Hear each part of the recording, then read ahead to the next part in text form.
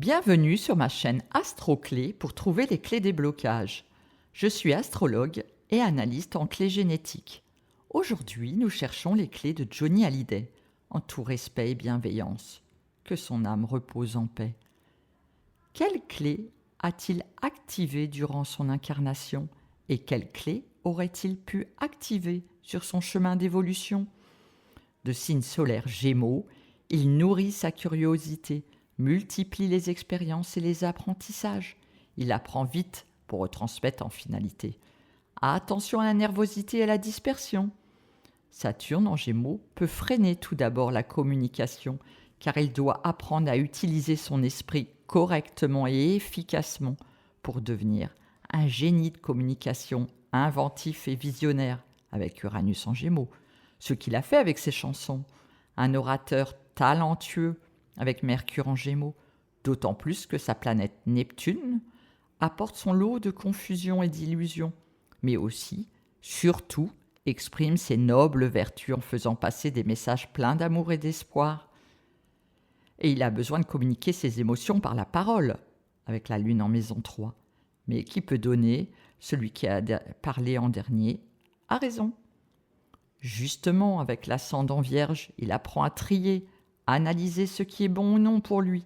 Il peaufine ses talents. Perfectionniste, monsieur Hallyday, avec le sens de l'utilité publique. Car le but métaphysique de la Vierge est de servir le Créateur et mettre son énergie à sa disposition. Trier avec son ascendant Vierge. Parlons-en, qu'avec une lune noire en maison 11, il a à sélectionner ses amis. L'authenticité passe par la confiance et la sincérité, en étant clair dans ses projets et amitiés. Pas facile avec cette lune noire en Cancer et la lune en Scorpion. Avec cette position, l'univers familial et ses origines constituent le nœud de la problématique, la mère tout particulièrement. La maturité affective est ainsi difficile. De ce fait, il cherche intensément la sécurité dans un groupe au sein duquel il recrée des relations familiales. Et tout en cherchant la sécurité, il a un recul instinctif à l'égard de toute situation de dépendance. La clé est la guérison de la peur d'abandon. Les contradictions alternent longtemps entre une quête et un refus de sécurité. Le désir d'appartenance à un groupe est en réalité aussi le résultat d'une compensation émotionnelle et psychologique qui vise à étouffer le sentiment de différence.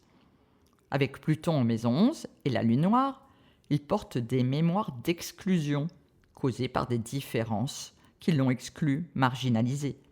Et il peut avoir peur d'être ou de se sentir différent, le rendant dépendant d'un groupe qu'il rassure. La clé est de prendre conscience de ses peurs, de ses mémoires, pour se libérer d'éventuelles emprises de groupe et suivre ses différences en mettant ses idées en œuvre. C'est ainsi qu'il peut vivre des chocs émotionnels, des déceptions, des départs d'amis et des rejets et faire face à sa peur d'exclusion et de la marginalité. Il est très populaire avec sa planète Jupiter, avec tous ses excès aussi.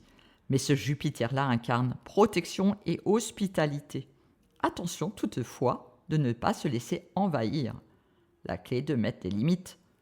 Ce qui le motive est de relever des défis, avancer.